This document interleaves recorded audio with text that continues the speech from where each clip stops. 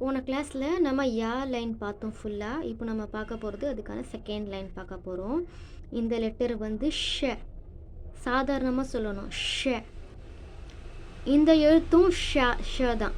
இந்த ரெண்டு எழுத்துமே ஷ தான் சொல்லுவோம். ஃபர்ஸ்ட் லெட்டர் வந்து சாதாரணமாக ஷ சொல்லணும்.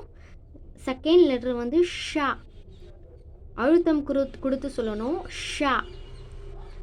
ச ஹா, ச ஹா.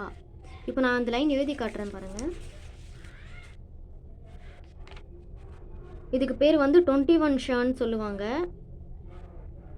ஷ, ஷா, ச, ஹா.